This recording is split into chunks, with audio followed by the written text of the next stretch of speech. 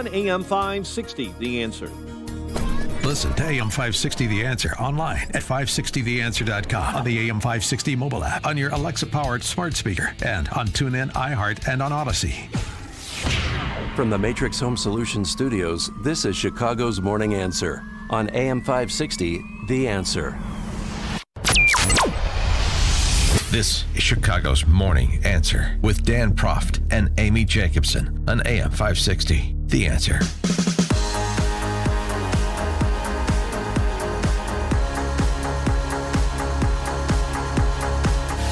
Top of the morning, Dan and Amy. So Mitch McConnell took the Senate floor yesterday to say, well, after the questioning of Judge KBJ over the last 2 days, I can't support her. He's not going to vote to confirm her.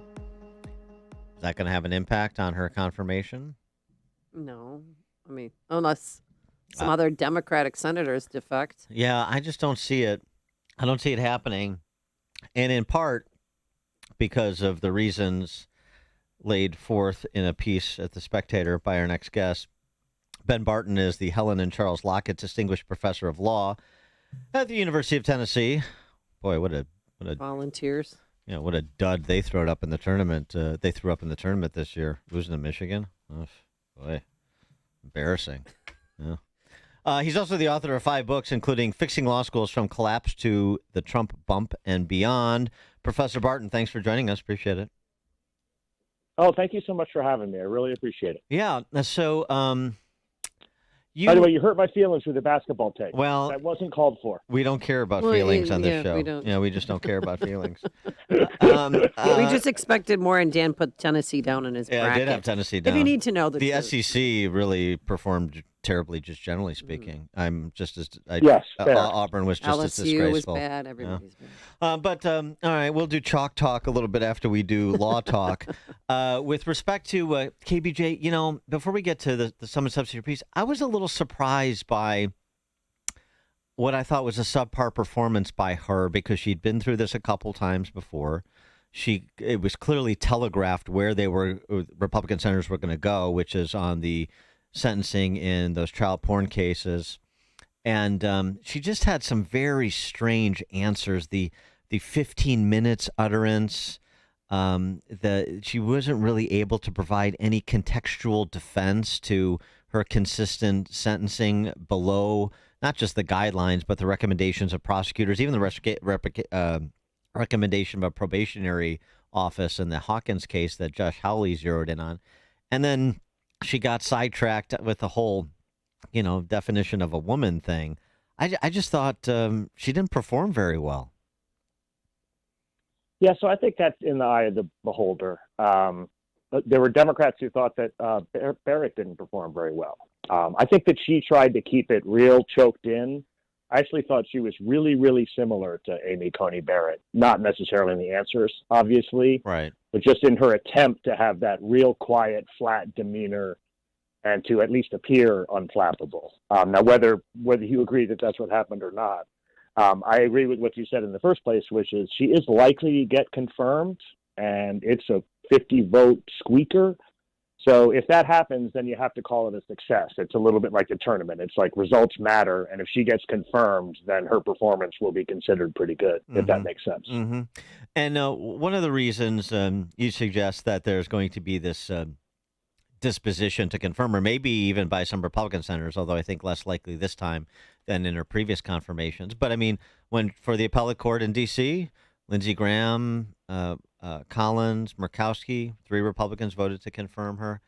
And you speak about this sort of unspoken non-aggression pact so long as the nominees have the right academic and legal credentials. Yeah, totally. So the book I've written starts at John Jay, the very first Supreme Court justice, and runs all the way through Amy Coney Barrett. And it looks at the history of Supreme Court justice backgrounds, basically what they did before they got on the court. And one of the conclusions that you draw is that the backgrounds have changed a lot, and they really zeroed in on this sort of elite model background. So if Jackson were to join the court, 7 of the 9 justices on the court would be graduates of an Ivy League undergrad institution. 8 of the 9 justices would be Harvard or Yale law grads. 6 of the 9 justices would have clerked on the Supreme Court, and that's the hardest job to get out of law school. And 3 of them would have replaced the justice they clerked for, like in a particularly incestuous turn. And then it is true Jackson was a public defender, but she also worked at a big law firm in D.C., which is a common thing. She spent almost all of her professional life and career in D.C., which is also a super common thing on this court. So you have a group of justices who basically, since they turned 18, have shared a huge number of common experiences.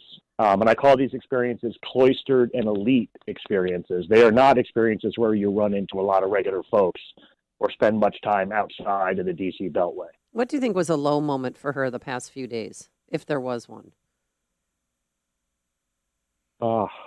Yeah. Was it the part when they asked her to define the definition of a woman? No, I thought that the sentencing stuff was harder for her. I mean, I thought she handled. I agree with you. I thought that she struggled to handle that. The 15 minutes comment. The 15 minutes comment. Just, I mean, what kind of sense does that make for a judge to say, "Oh, 15 minutes. Whatever you do in 15 minutes shouldn't implicate the next 30 to 50 years of your life"? Sure, it can. Yeah. I mean, what are we talking about here? Right. Although the irony is, and this is a bipartisan thing. If they spend 15 minutes on sentencing, that's 14 minutes too long. They really don't spend any time on sentencing federal judges either way, and I don't mean that as praise. No, I get it. No, but so with respect to this whole idea that they come from elite circles, you've gone to the elite model, the so-called the expert model that we've done with so many aspects of this burgeoning technocracy, and maybe it's not necessarily the best model. I think that may be where you're getting to, but to play devil's advocate. Yeah, okay, so you got 7 of the 9 that are Ivy League grads, but I mean, the Clarence Thomas and Neil Gorsuches of the world that are Ivy League grads, very different than the Sotomayors and Kagans, so or KBJ. So, you can have people go to the same schools and come to very different conclusions about judicial philosophy and the like. Yeah, for sure. And so people will sometimes press me on this, and they'll be like, well, if it was a different mix of justices from different backgrounds, would the votes be different? Would it be more liberal? Would it be more conservative? So I think that that's a really hard question to answer. But here's what I will say. This shared background does show up on this court, and it does do harm to this court in the following way. This Supreme Court is like a basketball team where everybody wants to shoot. And it's an all-star mentality. All 9 of them have always been the smartest person that they ever knew. And you can really, really see it in how they decide the cases. So in divided cases now, there are more separate dissents, more separate concurrences, and they're much, much longer. They're overwritten. They've got lots of extra citations to it. And, of course, we're sorting for this sort of technical legal excellence. If that's the skill we're sorting for, that's the skill we're going to get. And I think this court really, really reflects that. And it's unfortunate. We have a court now where we're asking them to handle, and whether this is a good idea or not is we can discuss later, but really big, broad policy issues that, frankly, are not legal issues. Like having a really legalistic take on whether gay marriage should be allowed or not under the Constitution, in my opinion, doesn't forward the ball very much. In fact, you kind of got the wrong group of people making that decision.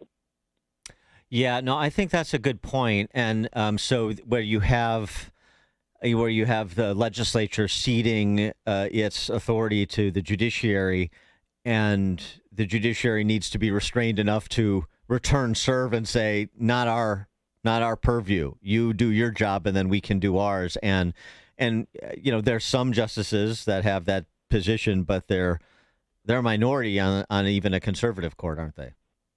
No, for sure. And I think that's a really nice way to put it, for sure. There's a bipartisan lack of humility to this court. And one of the reasons why the confirmations hearings are such a mess, and one of the reasons why Americans are so divided on the court, is because the court is doing more stuff than it used to. There are long stretches when you look at the history of the court where it kind of fades into the background, and Americans are barely noticing the Supreme Court. Then there are other times, and this happened under FDR and then obviously before the Civil War, but we're living through one right now where all of a sudden the court is front and center. It's a huge political issue.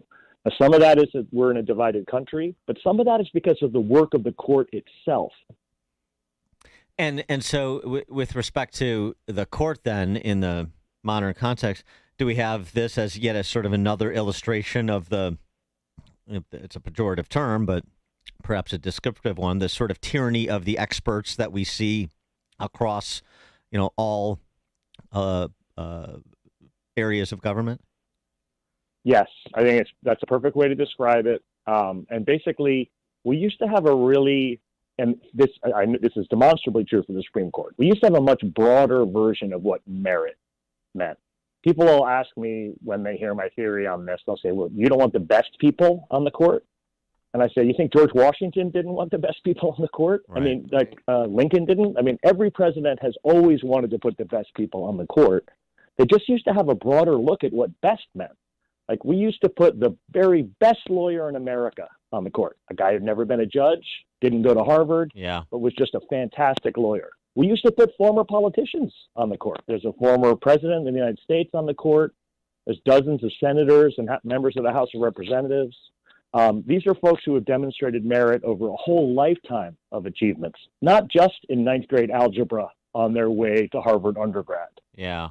Well, there's something to that, too, as we're seeing play out in real time. I mean, this most recent case is Yale Law School. Yale Law School students, so, they're tracking big firms, obviously, but a lot of them will go into, will wind up on a bench at the state level, at the federal level, perhaps at the highest court level. And they're shouting down and not allowing two speakers on campus to explain why, despite their different viewpoints, one an atheist, one a Christian, they come to the same conclusion on a particular topic. I mean, they lost their mind, and security had to escort these two women from campus, Yale Law School students. I mean, if that's what is being incubated at Yale Law School, then you're absolutely right. We better get away from this definition of what qualifies as an expert or what qualifies as a credential for a position so important as the Supreme Court post haste. Yeah, and again, to me, the biggest issue is that they're all from the same background. It would actually be a historical anomaly to have nobody who went to Harvard. Every Supreme Court from the first to the current one has had a Harvard grad, either undergrad or law school. And whether that's good news for America or not, you can decide. But we've always had somebody who kind of fit this model. But is it really necessary that we have all 9 of them fit this model? That's just a really aggressive, and also, groupthink is just a bad look. He is Ben Barton. He's the Helen and Charles Lockett's Distinguished Professor of Law at University of Tennessee, author of 5 books, including Fixing Law Schools from Collapse to the Trump Bump and Beyond. Professor Barton, thanks for your time. Appreciate it.